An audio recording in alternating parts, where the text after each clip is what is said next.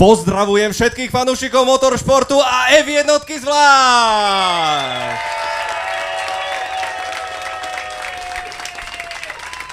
Olé!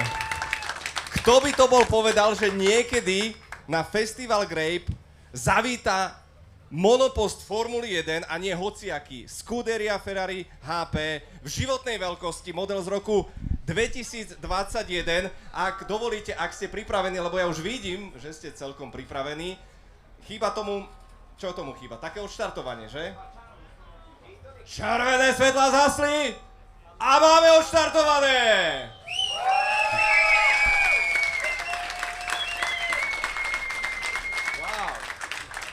Wow, tak takúto kulisu som... Žiaden zaujímavý koncert. Dobre, vítajte. Som veľmi rád, že formulová rodina sa tu takto stretla a podebatujeme o tom, čo milujeme. Pozerám, že aj pápež prišiel medzi nás. Tak, to je fantázia. Niektorých z vás sa trošku aj bojím. Chápem, že to je súčasť hry. Niektorí z vás sa boja mňa. O to lepšie, že som dnes vyťahol posilu. A naozaj posilu na slovo vzatú. Dámy a páni, prosím vás, privítajte, pretože medzi nás prišiel Samo Kováčik alias Vedátor. Ahojte.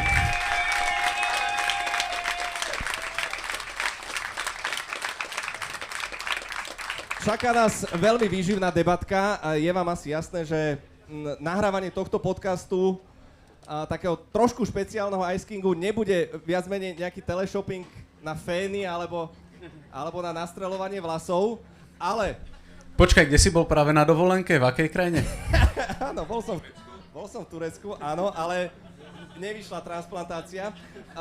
Ale Samo, srandy bokom, pretože ešte jeden gigantický potlesk to bude chcieť. Ak ste to náhodou nezachytili, tak magazín Forbes urobil rebríček top 20 influencerov na Slovensku. A Vedátor to vyhral! Ďakujem.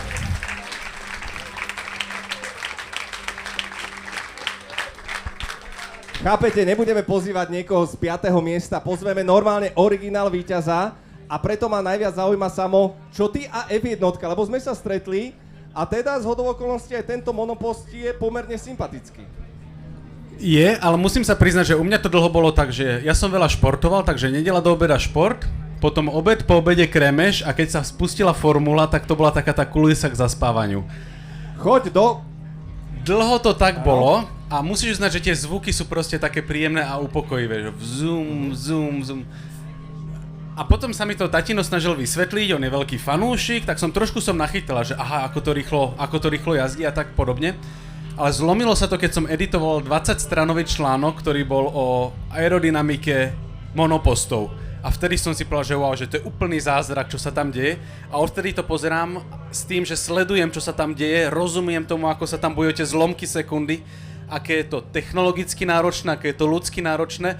Takže odvtedy, kedy som o tom začal písať, som to začal užívať. No, Formula 1 je vlastne vrchol motoršportu, budeme sa baviť o viacerých takých aj vedeckých poznatkoch, viacerých zaujímavostiach, ale najprv, ak dovolíš a neurazíš sa, predstavím hlavnú hviezdu dnešného dňa, pretože toto je naozaj jedna z najlepších replík formulových monopostov.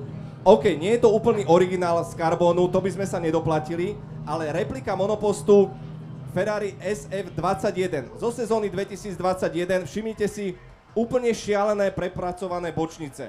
Pneumatiky sú ešte tie 13-palcové, s takouto väčšou plochou, 13-palcové, palec, vieš. A tvoja kolegyňa, inak šarmantná, sa pýtala, že kde je motor. A zoberte si to, že veľa fanúšikov k F1 pričuchlo len v posledných rokoch, takže rýchlo kurz geniality. Motor je schovaný niekde tu, skutočný tu samozrejme nie je. Tu je schovaná nádrž. Nádrž formulových súčasných monopostov má objem 110 kg. Nemeria sa to na litre, ale na kilogramy. A keď sme sa rozprávali o tých pneumatikách, tak čím sú plnené? Lebo asi nejdeš len na pumpu a vzdušik si tam dofučíš. Hej, určite sa to v začiatku skúsali také tie bicyklové pumpičky, ale keď tie pitstopy presiahli pol hodinu, tak... A tú šapku, vieš, jak to tam... Hej, takú jak na nafukovačku. No je to plnené dusíkom, to ma vlastne zaskočilo, ale asi to dáva celkom zmysel, lebo je to bezpečnejšie ako to plniť kyslíkom a múdrejšie ako to plniť helium. To neviem, či vieš, ale v podstate, že helium my nevieme vyrobiť a všetko, čo minieš, unikne do vesmíru. Okay. Čiže poprvé, helium, všetko, ktoré dáme do balónikov, je definitívne stratené a nemôže byť využité v medicíne, môže byť využité v labákoch. A preto sa nedáva ani do kolíc monopostoch, lebo je to proste, že veľké plýtvanie veľmi vzácnym plynom. A druhý fun fact o heliu, jediný prvok, ktorý sme neobjavili na Zemeguli, ale najprv na Slnku. To fakt? Hej. Wow. Preto sa volá helium ako Slnko. Rozum, jasné. A pozerám sa do toho kokpitu a viem, že mnohí z vás mali takéto nutkanie, že môžem si do toho sadnúť, môžem očoférovať. Hej, len kľúčiky k tomu chýbajú, pípač. A ty si sa pýtal, že či by sme sa tam vôbec narvali. Áno, museli by nás tam trošku natlačiť, museli by to rozobrať, pretože tu sa odomyká, vlastne odšrobuje sa vrchná časť a to sedadlo je vlastne vyformované presne na zadok samotného pilota. Musíš vybrať samozrejme volant a zásadné je, máš 6-bodový pás a nesmieš sa pohnúť. Naozaj nesmie sa nič v tvojom tele, chalani vedia, o čom hovorím, nič sa nesmie pohnúť. Všetko musí byť tip-top, ale zároveň aj v komforte. Takže tu nemajú také problémy ako ten žrťkár, že... No, prísť o medailu kvôli vlastnému penisu je dosť mrzuté. Ale je to iná forma výhry, nie? Áno, keby ho mal menší, možno by mal zlato, ale to si nevymeníš, nekúpiš len tak. Ale zober si to, že teraz sme zabrdli do témy, ktorá zase úplne nie je mi až taká blízka, ale OK. Môže sa ti stať, že jednoducho je tréning, je veľká cena a jednoducho máš fyzikálne potreby, ktoré sú. Takže v tých najhorších prípadoch áno, stalo sa, že piloti pustili a mechanici to tam museli vyčistiť, ale väčšinou si v takom adrenalíne, že nakoniec vydržíš. Že si aj nevšimneš, nie? Ale tak je to lepšie, ako keď sa to maratóncovi stane, lebo aj také boli prípady na olympiáde, nie to na tejto, ale... To je trošku blbé, ale ja by som to opäť... Poďme do toho reálneho sveta, v tomto nádhernom stane. O chvíľočku bude tak horúco, ako v samotnom kokpite. Na tých najhorúcejších veľkých cenách si predstavte, že 2 hodiny makáte v tom monoposte, máte hrubú kombinézu, ktorá je naozaj že ohňu vzdorná, Rowan Grosjean, a jeho prípad to potvrdil, že naozaj to znesie, ale máte tam 60 stupňov Celzia. To znamená, že či to je Malajzia, alebo to je Singapur, tí piloti schudli aj 4-5 kg. A to zase vie George Russell naposledy zo Spa, keď si pod váhovým limitom monopostu, tak môžeš byť diskvalifikovaný, čo je dosť blbé. Zároveň, každý 1 kilogram rozhoduje. Na priemerných okruhoch, ak máš natankované o 10 kg viac, ak máš ťažšie predné krídlo, tak 10 kg navyše znamená, že stratíš 3/10 na kolo. Čo je šialené. Zoberte si, že v súčasnej F1 3/10 znamenajú rozdiel možno 9 pozícií. To znamená, že piloti dokonca si odopierajú aj pitie, ktoré je väčšinou schované, väčšinou je to len taký pol liter. Samozrejme je to horúci čaj, pretože tie teploty v kokpite sú tak vystrelené, že oni len tak cuckajú, oni stlačia gombík a im to trošku strekne a ovlaží im to jazyk. Ale boli veľké ceny, pamätám si práve v Singapúre jedného pilota, ktorý normálne kričal na konci, že ja tu umieram, už mu bolo tak ťažko. Bol ale pilot, ktorý bol zase známy svojou absolútne dokonalou fyzičkou a tu sa dostávam aj k tvojmu možno favoritovi. Komu si ty fandil ako fanúšik? No, back in the days, ja som ten nudný človek, ktorý vždy fandí tomu, čo má najväčšiu šancu vyhrať. Takže keď to bol Schumacher, tak to bol Schumacher za mňa, potom to bol Hamilton a teraz ešte sa tak trošku, ešte čakám, že či mám zmeniť koňa, že či sa to ešte nestočí, ale už to asi bude ten Verstappen, nie teraz na dlho. Čiže... No, nie som si tým istý. Poďme sa spýtať ľudí, hej? Začneme tým najzásadnejším. Prosím vás, kto z vás tu sleduje Formulu 1? Dobre, slušné. Kto fandí Ferrari? Veľa ľudí v čiernom vidím, hej? Kto fandí Red Bullu? Maxovi Verstappenovi? Kto fandí Lewisovi Hamiltonovi? A Samo, vieš o tom, že Hamilton bude jazdiť vo Ferrari budúci rok? Áno, viem, zachytil som.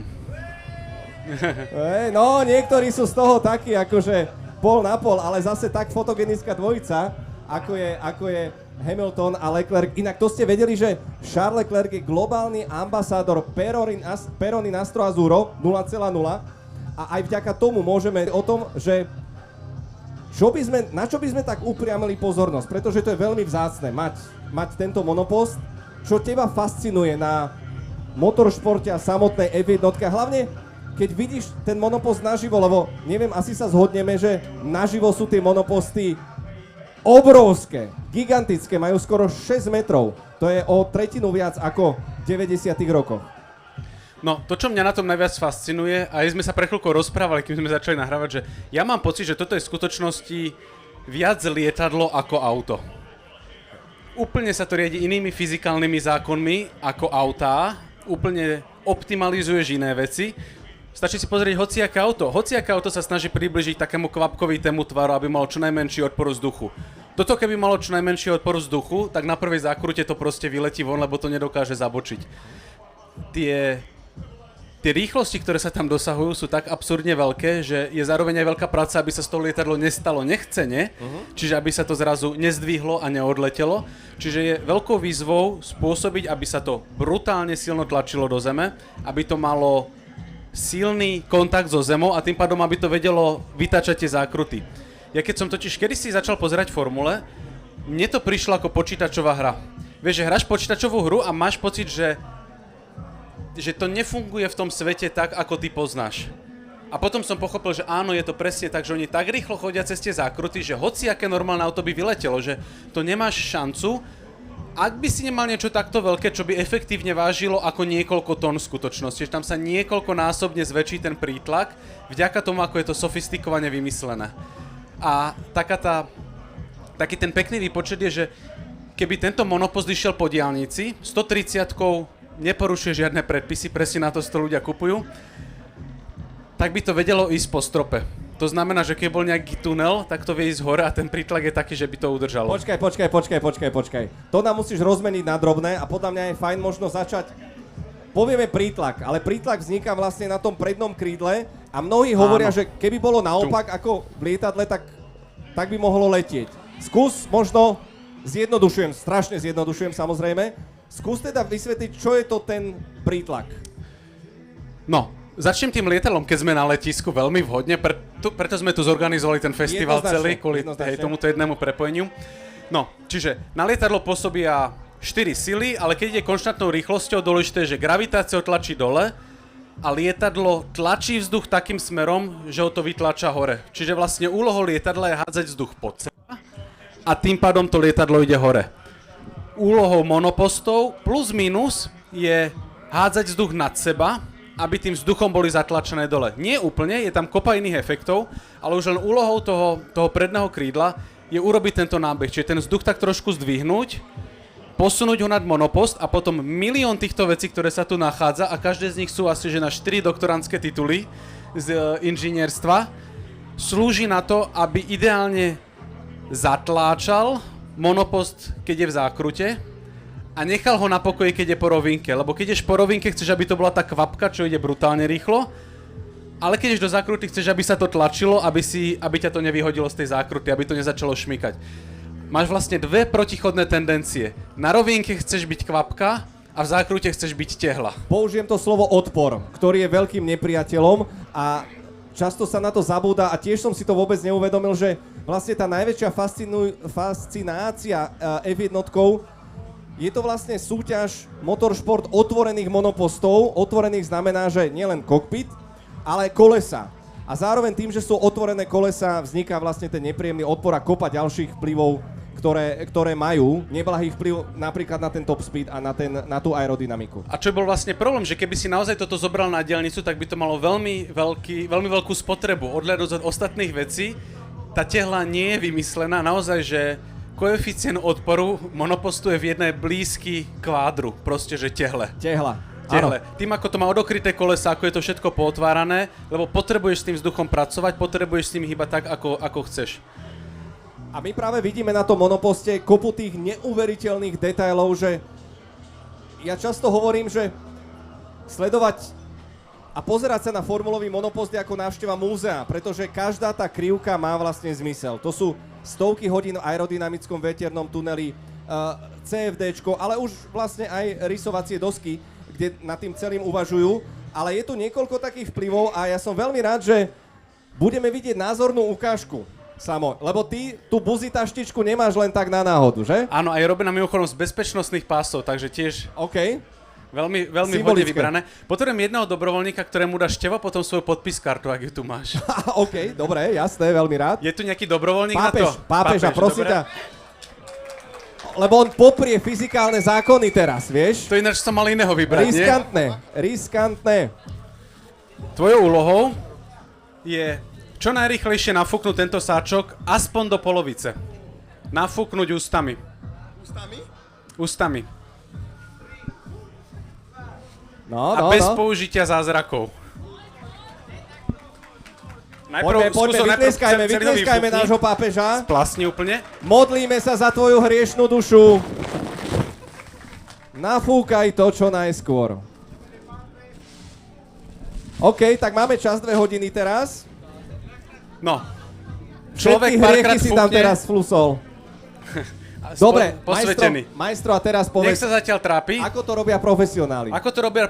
Stačí zobrať ten sáčok, vyfúknem ho a jediná vec, ktorú spravím, je, že pootvorím ho a budem fúkať do jeho otvoru.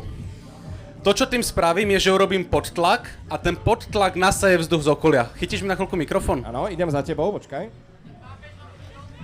Pápež odpadáva, ešte ho tu budeme kriesiť. Dobre, radšej si choď sadnúť, lebo to bude, budú musieť... Dajme, že to dobré. Tak a teraz tá mágia vznikne. Hej! Toto bolo... Na jedno fúknutie mám polovicu sáčku. Ukážem to ešte raz.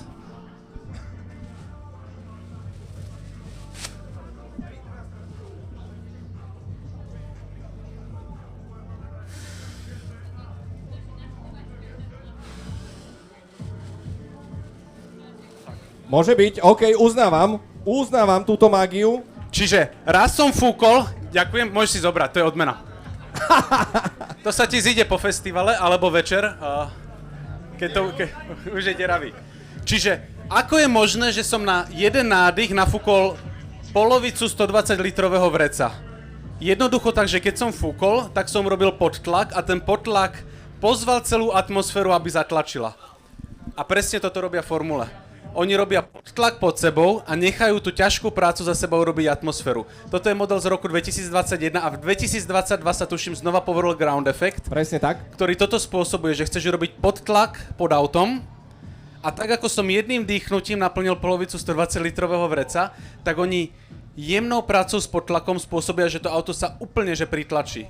Strašne veľa kilogramov hmotnosti efektívne pridáš len tým, ako šikovne vytlačíš ten vzduch tam, kde nemá byť a zrazu atmosféra celá začne tlačiť na ten monopost. Takže to je jedna vec. Áno, a poďme na druhú. Znova potrebujem asistenta, kľudne môže byť pápež. Počkaj, pápež zlyhal, nie, ja som tu videl, potrebujeme nejakú dievčinu. To je pravda. Kde tu bola taká smrtka?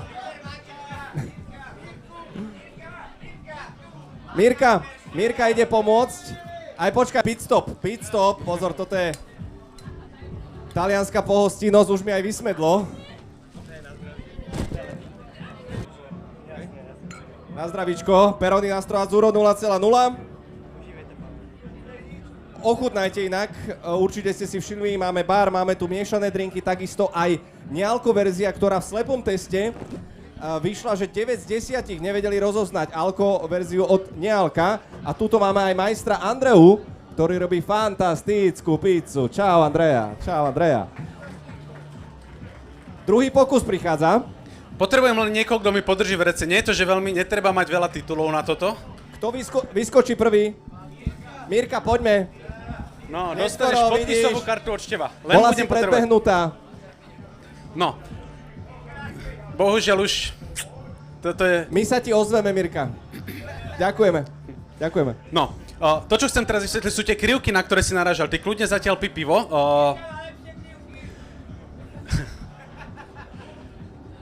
človeka by mohlo napadnúť, že prečo si dávajú tak záleží na to druhej polke monopostu. Však tá prvá je dôležitá a však na tú druhú sa môžeme vykašľať. Dôležité je, že oni navrhnú ten monopost tak, aby presne išiel vzduch okolo celého vozidla presne ako chcú. Tomuto sa hovorí, že Konda efekt, ktorý vlastne hovorí, že keď tá vec, ktorá obteká, príde k nejakému materiálu, tak pozdĺžne ho bude tiecť. Takže ja vlastne ukážem, ako sa dá priblížením lyžičky tvarovať prúd vody a to isté si predstavte, že sa deje na povrchu toho monopostu. Čiže voda bude musím to všetko okomentovať, kým pustím mikrofón. Voda bude vytekať z fľaše a keď k nej priložím lyžičku, tak tá voda sa začne stáčať podľa toho, ako tá lyžička bude priložená. Deje sa vám to vždy, keď sa snažíte vyliať z hrnčeka vodu a ona začne proste po tom hrnčeku tiecť. Proste tá prilnavosť dokáže smerovať.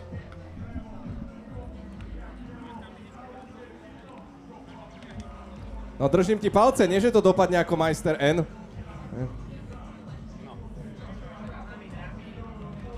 Okay. Nedýchame teraz, nedýchame. Vedátorov pokus je úspešný. Natočíme.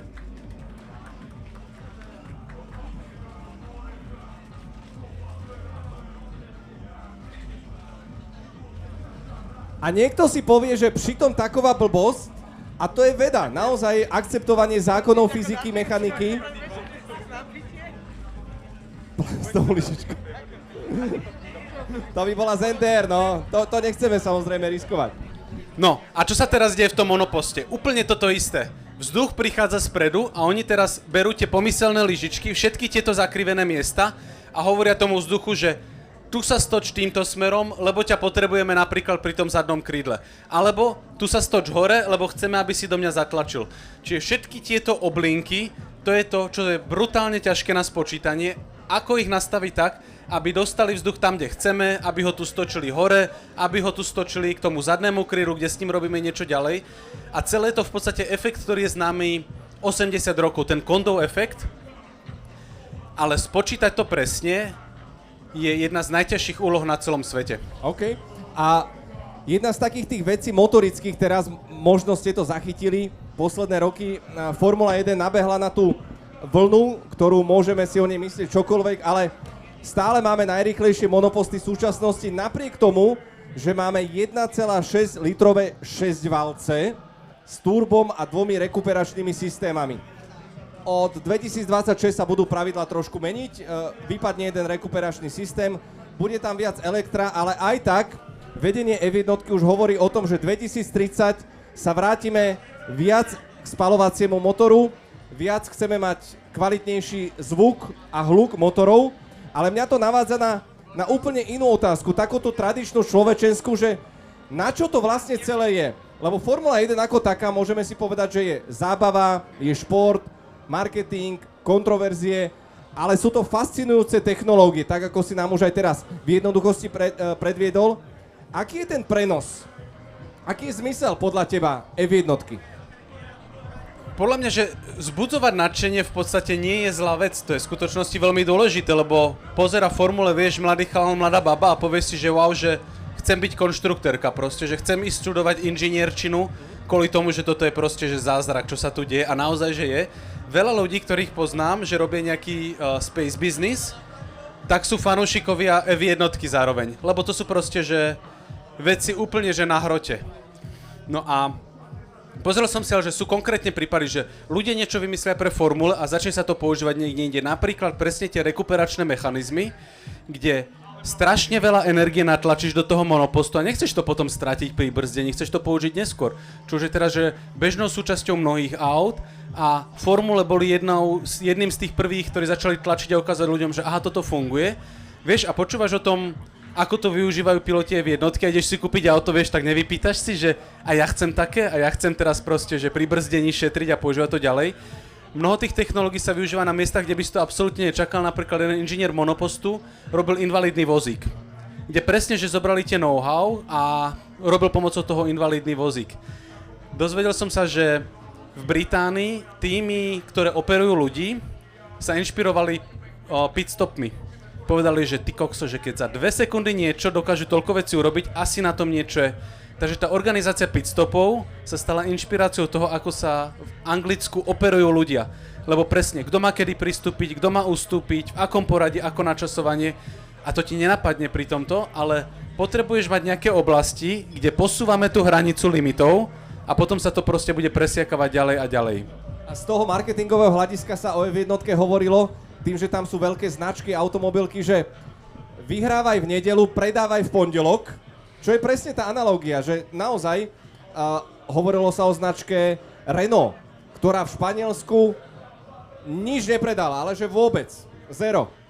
Prišiel Fernando Alonso 2005, 2006, majstrovské tituly a celé Španielsko sa zrazu zaplavilo Renaultami, čiže fungovalo to, ale ak hovoríš o tom technologickom prenose, ktorý funguje, tak je tam ten aspekt, o ktorom sa vlastne nehovorí a my sme všetci radi, že sa o ňom nehovorí a to je bezpečnosť. Dodnes vlastne smrť Ayrtona Sennu v 94. zachránila pravdepodobne 10 000 životov v bežnej premávke a potom sú to samozrejme tie mnohé materiály, ospevované karbonové vlákna, kompozity, drobnučké vychytávky a niekedy ja som počul, že Formula 1 je najväčšie laboratórium na svete, že to je viac ako NASA. Vidíš tu možno nejaké paralely medzi kozmom a samotnou F1? Áno, keď robíš monopost, tak chceš niečo, čo je ľahké, pevné a bezpečné. Keď robíš raketu, chceš niečo, čo je ľahké, pevné a bezpečné. Sice tá technológia toho, ako je to poháňané dopredu, je úplne iná, ale tieto požiadavky sú identické. Čiže aj mnoho vecí vo vesmíre sa využilo na základe toho, že ten výskum začal pri F1 a potom sa nejako buď že skopíroval, alebo len že výrazne inšpiroval. Neurobiš vždy úplne tie isté veci, lebo napríklad oveľa častejšie pri raketách potrebuješ nezhorieť. Predsa len chodia rýchlejšie ako je v jednotky, ale keď už máš niečo vo vnútri, tak presne takto sa inšpiruješ. Zároveň, keď sa vracajú tie rakety, oni podľahajú obrovským tlakom a znova, keď chceš niečo, čo je ľahké, pevné a vieš strebať ten náraz, tak aby prežila posadka, tak formula je skvelá inšpirácia. Takže naozaj ono to ide, že dopredu, dozadu a aj keď si tie veci chceš počať, povedal som, že máš tie sofistikované krivky a buď máš stovky hodín v tých tuneloch, ale tie tunely nie sú vždy dostupné. Ideálne, nasimulujem si to na počítači. Sranda je taká, že tie fyzikálne rovnice, ktoré opisujú prúdenie vzduchu okolo formule, sú jednou z najväčších víziev doteraz. 100 rokov dozadu bol najväčší matematik alebo jeden z najväčších žijúcich David Hilbert a on vytipoval, že 7 problémov, za ktoré doteraz môžeš získať $1 000 000 za vyriešenie a jeden z nich je, že rovnice prúdenia kvapalín. A doteraz to nemáme úplne dobre zmáknuté. Takže zároveň, vieš, niekto príde s tým, že mám tu 10 miliónov, tak čo keby sme to investovali do výskumu tohto a môže z toho prísť aj progres presne v riešení Navier-Stokesových rovníc, ktoré opisujú to, ako ten vzduch prúdi okolo monopostov. Takže môžeme mať, vieš, lepšie lietadlá, môžeme mať lepšie, ja neviem, drony a podobne, vďaka tomu, že ľudia prídu, pachnú 10 miliónov na stôl a povedia, že tak skúste spraviť niečo lepšie. Ale mne sa zase na F1, ja to milujem, že ona nikdy nespí, lebo máš postaviť nejakú raketu a postavíš ju a teraz čaká sa, kým vyštartuje a všetci sú happy, ale F1 postaví monopost, už chystajú vylepšenia a zároveň chystajú monopost už na ďalšiu sezónu. Že to je v podstate nekončiaci proces. No počkaj, ale tu zase teda pochválim NASU. NASA zase funguje tak, že postavte o 30 rokov raketu, a polovica z tých materiálov ešte neexistuje. Takže máte 15 rokov na to, aby ste vymysleli nový materiál, ktorý spĺňa to a to a to. A to potom ženie dopredu ten progres materiálov. Takže tá NASA síce robí také, že 10 ročia dlhé misie. Norby Werner to prirovnáva k stavbám katedrál, že to je proste, že beh na dlhú trať, ale zase naozaj, že to posúva na materiálovej úrovni dopredu technológie. A ja by som sa dostal možno k tej trošku kontroverznej téme, pretože F1 od 2014 prešla na hybridné pohonné jednotky, spomínané 2 rekuperačné systémy, turbodúchadlo a chváli sa tým, že vlastne znížila sa spotreba o 25%, to znamená tých 110 kg, alebo že tepelná efektívnosť pohonnej jednotky sa zvýšila z 26% na 50%. Pre laika je to asi ťažko celkom uchopiteľné. Z tvojho pohľadu je to veľká vec? Je to veľký technologický počin? Čak ono je to technicky za to, že 100% hore to išlo, vieš, že z 26 na 50, takže to je úplne brutálna vec a podľa mňa Vieš, že ja jazdím na hybride posledných pár rokov na Priusy a je super, že sa to takto dostáva do povedomia. Vieš, že ľudia, ktorí nesledujú automoto až tak často, tak konečne počujú, že wow, niečo nové sa deje.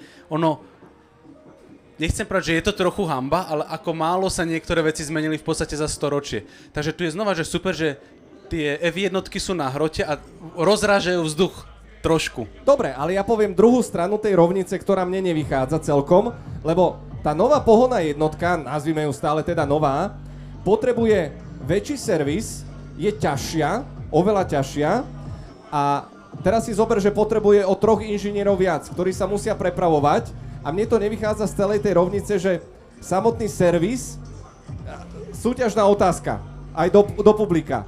Koľko kamiónov je potrebných, aby presťahovali celý ansábel na európskych veľkých cenách? 70? Koľko? 150? 120 samo? 10? 10? 300 kamiónov, priatelia. What? 300 kamiónov. A to majú hračkárske, alebo čo? Nie, zober si, že len Hospitality Red Bull Racing je zložená zo 40 kamiónov. Skladačka, Lego skladačka šialená. A ja sa teraz presne pýtam a nechám to len vo vzduchu letieť, že ty vlastne ušetríš 20% na spotrebe monopostu, čo sú hračky, ktoré sa vlastne točia dokola a nechcem spochybňovať ten pokrok, ale stále tu máš nedoriešený ten okolitý servis, kde ti to stále pribúda. A máme tu vo svete teóriu, ktorá hovorí, že ten spalovák nie je asi až taký úplne zlý. No vieš, mohlo by sa povedať, že dalo by sa to robiť možno oveľa jednoduchšie, keby to boli čisto elektroformule, ale vieme presne, čo by bola prvá výtka, že nerobí to vrum vrum. Takže... Nie, to nie je pravda. Nemá to výkon. Robí to vrum vrum. Formula E nemá výkon. Je proste o 20 sekúnd pomalšia na kolo a nie je taká spektakulárna. A keby bola rýchlejšia, myslíš si, že by ľudia na to prikývli? Lebo ja si myslím, že nie, že už ten zvuk je takou súčasťou toho športu, že by... Zvuk je dôležitý, máš absolútnu pravdu a teraz... Kto z vás bol na pretekoch? Kto zažil F1? OK, dobre. No, ešte sú tu nejaké restiky. Odporúčam každému to zažiť tú fyziku na vlastné oči, lebo ja som fascinovaný ani nie tak rýchlosťou.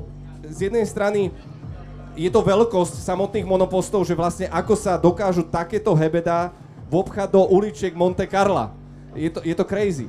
Ale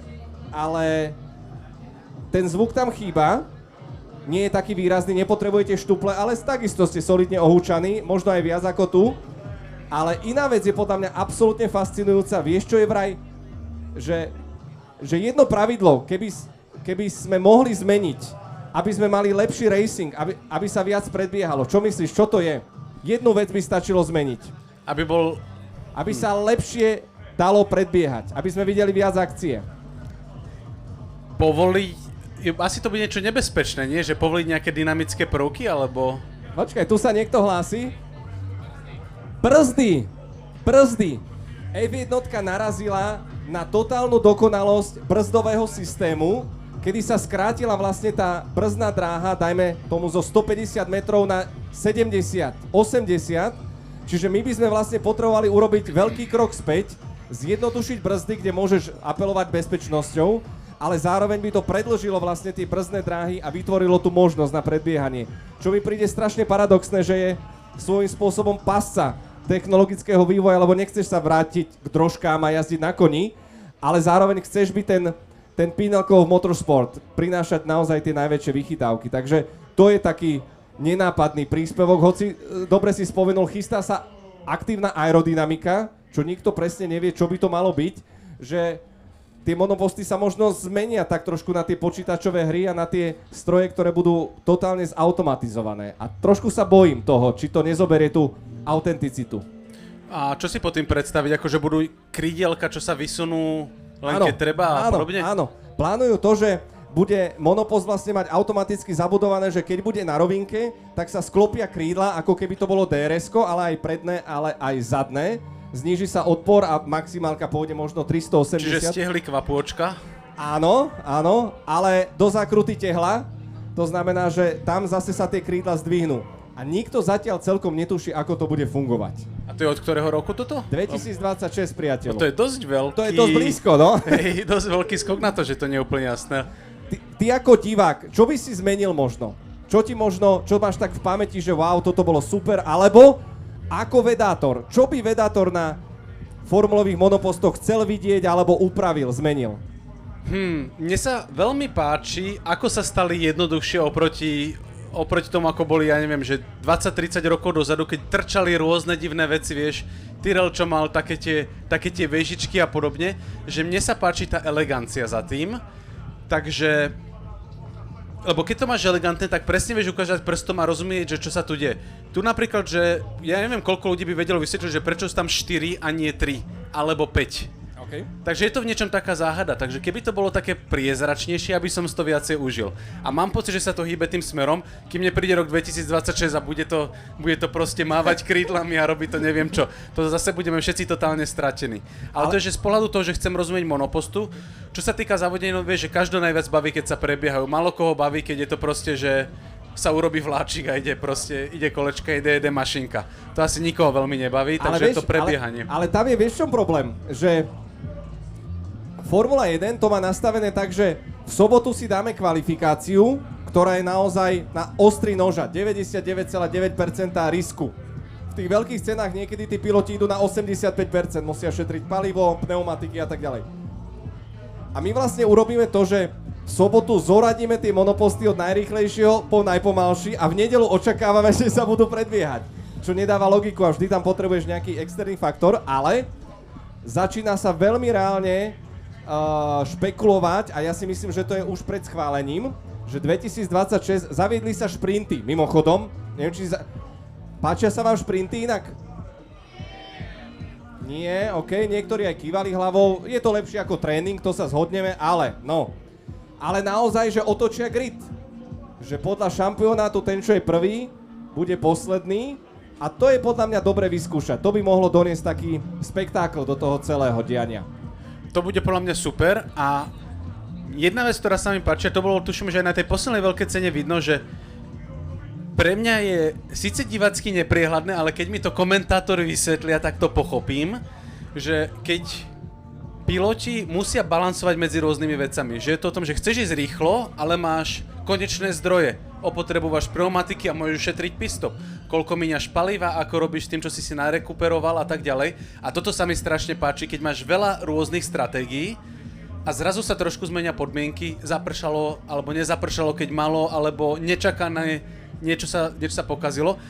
A zrazu musia preklopiť tie stratégie za pochodu a toto ja strašne mám rád. Presne keď je vidno, že to nie je o tom, že sadni si, zaradi jednotku a ideš proste do cieľa, ale že to je strategicky náročný šport a toto sa mi strašne páči. Toto ja inak milujem na komentovaní, že ja to vždy tak porovnávam napríklad, a to neurážam, futbal, proste lopta letí, máš ju v jednom zábere a tenis máš jasnú výmenu, tiež máš všetko v jednom zábere a zrazu formula, máš jeden záber, ale paralelne sleduješ stratégie. Pitstopy musíš mať odsledované. V zábere máš len jeden súboj, ale paralelne na lifetimingu vidíš dva a to je úžasné vzrušo aj pre mňa samotného. Priatelia, priestor na vaše otázky. Čo? Nehambite sa, niekto... Ja už tam vidím fanúšika Tottenhamu, to je smutný príbeh, ale vybral si aj Red Bull, týmto vyvažuješ, rozumiem. Čau. Chcel by som sa spýtať, Adrian Newey teraz odchádza z Red Bullu a keby on úmyselne ako keby chcel naviesť Red Bull na zlú vývojovú cestu a to svoje know-how preniesť do druhého týmu, kam pôjde, bol by toho schopný, keby bol akože až tak zlomyselný? Fantastická konšpirácia, výborne. Adriana Neweyho poznáš? Génius, najväčší génius, tesne pred tebou a technický riaditeľ 13 majstrovských titulov. Napísal už knihu? Napísal knihu. Je to to, že ako... Ako postaviť monopost. Mám ju doma, ale ešte na čakačke. Aj tu, čo som mi naposledy odporúčil, už mám na čakačke doma. Fantastická kniha. Adrian Newey získal tituly s McLarenom, s Williamsom a s Red Bullom a odchádza. A špekuluje sa teraz, že kam. Ja mám informácie, že do červeného týmu by mal ísť, ale hovorí sa, že Aston Martin. Ale tu máme otázku z pléna, že či by mohol uškodiť svojmu týmu. Poschováva všetky šrobováky. Ja si myslím, že nie. Ja si myslím, že on je v podstate už posledné roky v pozícii konzultanta. On inak žije v Juhoafrickej republike a do továrne vraj chodil aj tak minimálne. Pripájal sa cez Teamsy a Zoomy. A on bol ten, ktorý ti dával to posledné 1-2% na usmernenie.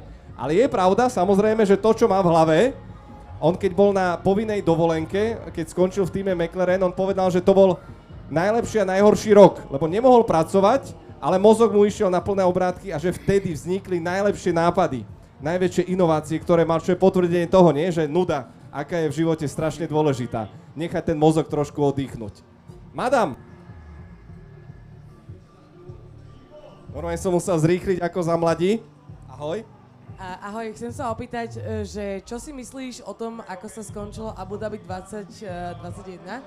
Že či si teda myslíš, že tie pravidlá, ktoré teda sú od 1950, boli nejako porušené, či to bolo správne, že vlastne ako riešenie asi úplne nie je, ale že vlastne čo si o tom ty myslíš, že či to bolo správne, alebo to malo byť urobené inak? Juj, teraz sa... Ale rúbete z ostra, musím vás pochváliť, lebo to je krutá otázka. Videl si Abu Dhabi 2021? Buď rád, nervy, kardiostimulátory, čisté peklo, krčnú tepnu mi skoro urvalo. Stala sa tam taká vec, že bol taký voľnejší výklad pravidiel. A to spôsobilo, že Max... Čo znamená voľnejší výklad? Nechcem to príliš komplikovať, riaditeľ pretekov celkom nedodržal reglement a tým pádom dal Verstappenovi šancu v poslednom kole predbehnúť Hamiltona a získať majstrovský titul. Tak to som videl a teraz ja už som vytesnil traumu a No. Mnohí to nevytesnili. Naozaj mnohí fanúšikovia Lewisa Hamiltona to cítia ako veľkú krivdu dodnes. Aj ty. Úplne rozumiem. Môj pohľad, a už sme sa o tom zhovárali, pretože naozaj stále táto téma tu je okolo nás. Bolo to veľmi kontroverzné, nebolo to v súlade s pravidlami, ten záver Abu Dhabi 2021, ale môj názor je ten, že z hľadiska celej sezóny bol Max Verstappen o pol boda lepší ako Lewis Hamilton. To, ako to vypálilo v Abu Dhabi, bolo kontroverzné, napokon to pomohlo samotnej F1 a som presvedčený, že to pomohlo samotnému Lewisovi Hamiltonovi, pretože ukázalo jeho zraniteľnosť, mnohí, ktorí ho nemali radi, s ním sympatizovali, lebo mu bolo ukrivdené a teraz, keď pôjde do Ferrari, mu budú držať palce, aby ten 8. titul získal a stal sa nesmrteľným. Takže paradoxne možno naozaj platí, že všetko zlé môže byť na niečo dobré. Dajme ešte dve otázky. Áno, poďme aj tuto na pravičiarov. Madam. Ďakujem. Ja sa chcem spýtať, že čo všetko musia robiť pretekári na to, aby mohli vlastne jazdiť. Či majú nejakú špeciálnu kondičku, či sa musia sústrediť na kardio a tak ďalej. Veľmi dobrá otázka. Zopakuješ ešte, lebo bolo zle počuť. Čo musia piloti robiť na to, aby boli pilotmi, aby boli dobrý ich tréningový proces? Long story short, formuloví pretekári sú tak trošku triatlonisti. To znamená, že dvojhodinové behy, bicykel, plávanie, úplne ideálne. Stabilná tepovka. Tebe to je celkom blízke inak, že? Chystáš sa na maratón? Dobre si pamätám? Ultramaratón. Ty si blázon, ty si úplný blázon. A to, čo je potom samozrejme kľúčové pre samotných pilotov, okrem samozrejme kondície... Vodičský preukaz. Nie, nemusia mať vodičky. Nemusia, toto je najväčšia kuriozita. 17-ročný Verstappen jazdil v F1. Nemal ani vodiča. A kľúčová vec sú vlastne je core a krčné svaly. Všimnite si teraz, keď hociakú fotku uvidíte a v civile tí chalani majú nabombované krky, v posilke dole lavička a ťahajú, robia protipohyby s ťažkými závažiami, pretože skúste ísť niekedy na motokári a dajte si, že 3 jazdy po sebe bude vás ťahať chrbát, spodný chrbát, krk a zrazu nepodáte ten výkon, o pol sekundy budete pomalší, takže fyzička je v tomto absolútne kľúčová. Ale nesmú ísť do svalov. Napríklad Nico Rosberg pred sezónou 2016 vynechal bicykel, pretože potreboval zhodiť, vtedy rozhodoval každý gram a vynechal bicykel, aby zo stehien schudol 2 kg. Takže až na takéto navonok si poviete banality, piloti myslia, Rosberg vtedy začal používať ultratenké ponožky, prilbu mal bez farby, aby sa ušetrilo na laku, každý jeden gram rozhodoval. Myslím, že v Japonsku získal pole position o 2000. A dodnes hovorí, že to bolo kvôli tým ponožkám, že som ich mal tenšie. Že to bolo tých pár gramov, ktoré som ušetril. Ešte máme otázku, prepáč, ale 300 bolo výborný tip. Nech sa páči. Ak je tak veľmi ťažké vypočítať tie rovnice vzhľadom na ten vzduch, respektíve na tú kapalinu, ako sa potom vyvíjajú tie aerodynamické diely, ak sa to teda asi nedá dopočítať dokonca? Je to nejaké hádanie v kombinácii s testovaním v tuneli? Zopakuješ? Nemám šajnu. Čiže ako sa riešia tie rovnice, keď sa nedajú vyriešiť presne? Áno, keď ich nevieme dopočítať, aká je tá alternatívna veda k tomu? Na superpočítačoch, že sa to nakrája na také malé dieliky a ten problém sa pretlmočí pre počítače, čo je veľký problém, lebo poslednú dobu to chcú všetci používať na AI a predpovede počasia a také veci. Tom je to drahé na to, aby sa to používalo na iné veci, napríklad na tú aerodynamiku. Ale to je zatiaľ najlepšie, čo vieme robiť, je proste to hodiť do počítača.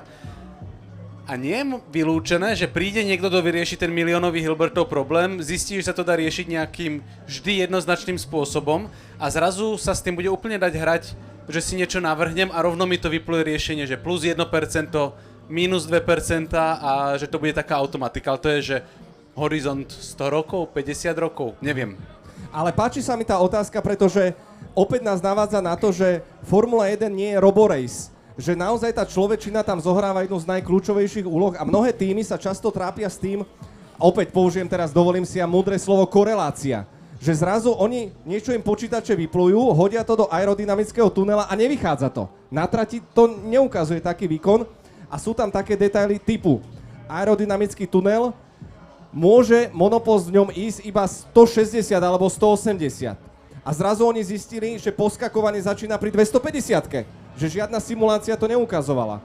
Alebo v aerodynamickom tuneli môžeš mať iba 60% maketu samotného monopostu. A zrazu zistili, že v plnej makete to predvádza úplne niečo iné, ako sami očakávali. Priatelia, dajme si finálnu otázočku. Poďme teraz na ľavé krídlo. Raz, dva. Ako moc ťa prekvapilo to, že Čeko ostal v Red Bulle? A aký to bude mať dopad na ten vývoj do konca roka? Lebo si naznačoval, že by to mohlo byť inak. OK, tak jedna aktuálna otázka. Checo Pérez vraj zostane v týme Red Bull Racing a my sme mali veľkú dilemu s Pepom Králom a aj s Günterom Steinerom, keď bol v Bratislave na Ice King Tour a on tiež hovoril, že oni ho musia vymeniť, že tam nedodáva výkon a niektorí hovoria, že má toľko zdrojov, toľko sponzorov, že to proste pokrie. A tá situácia je neuveriteľne zamotaná v tom, že oni naozaj mali pripraveného toho Ricciarda, že by ho vymenil, ale Ricciardo nedodáva výkony, bohužiaľ, preňho. A potom je ten druhý aspekt, o ktorom postupne to začne vyplávať na povrch, pretože atmosféra v tom tíme, a som rád, že na to došla reč, že Formula 1 je stále tímový šport. Všetci sa pozeráme na toho pilota, keď strieka šampanským, oslavujeme s ním, dostane trofej, ale je tam aj zástupca tímu, ktorý dostáva rovnakú trofej.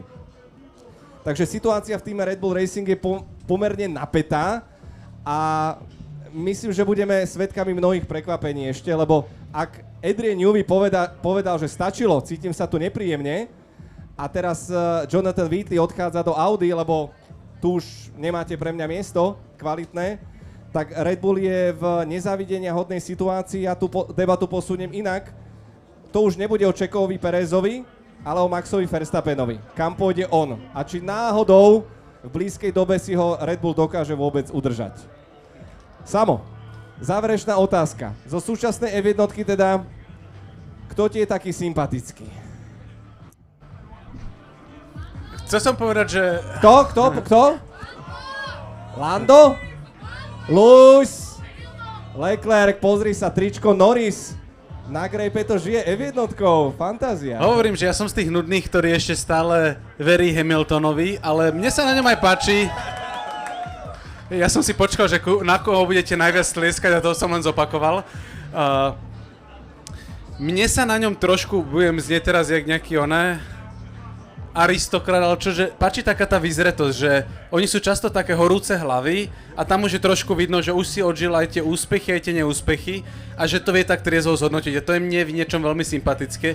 Páči sa mi aj tá horkohlavosť, tá divokosť a aký kontrast to vytvára, ten kontrast by tam nebol nebyť presne takých tých, ktorí robia taký tú pokojnú tvár. OK, záverečná otázka, priatelia, na vás. Posúňme sa trošku do budúcnosti, už som to naznačil. Sezóna 2025, premiešané jazdecké zostavy vo Ferrari, Hamilton, Leclerc. Uvidíme, či Verstappen asi zostane v Red Bulle. V Mercedese očakávame pri Russellovi Antonelliho, v McLarene Piastri, Norris. V Astone stále jazdí Fernando Alonso. A ja sa vás pýtam, potrebujem počuť to priezvisko, potrebujem to počuť nahlas. Kto sa stane šampiónom budúcej sezóny? Máme jednoznačnú odpoveď. Máme jednoznačnú odpoveď. Milá formulová rodina, ďakujem, že ste boli súčasťou tohto výnimočného nakrúcania, tejto špeciálnej besedy priamo tu na Grejpe. Mojím hosťom bol Samo Kováčik alias Vedátor. Ďakujem.